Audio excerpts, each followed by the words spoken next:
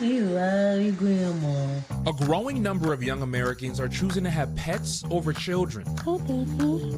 You slept the day away.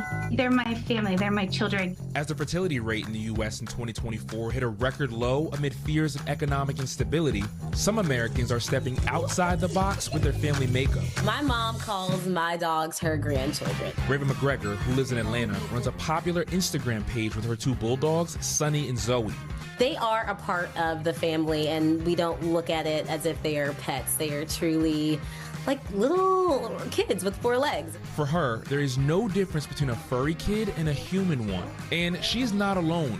43% of Americans say they prefer to have a pet as their kid over human children, according to a recent Harris poll. It was simple math right now. I'm already stretched thin, so adding that child, adding that burden is a barrier for me. On TikTok, West Virginia native Sarah Morris showcases life with her fiance and their 2 cats, Sunday and Banana.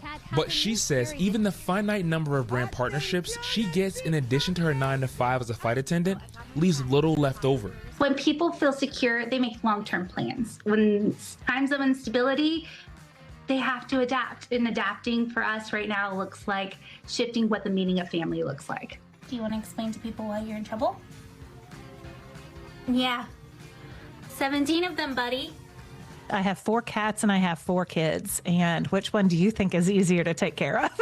Janie Budnick is the cat, or chief of all things, for 4-legged kids, St. Louis's largest staff in-home pet care service.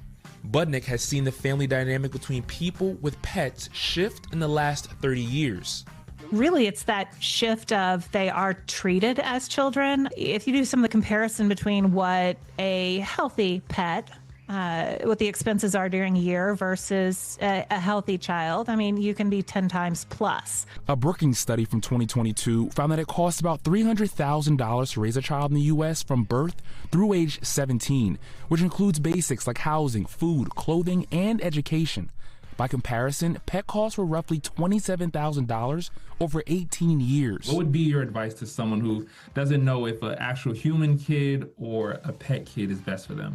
If anyone has a hesitation about having a human child, please do not. You have to really be confident in yourself that that's the path that you want to take to bring a human into this world. Marquise Francis, NBC News.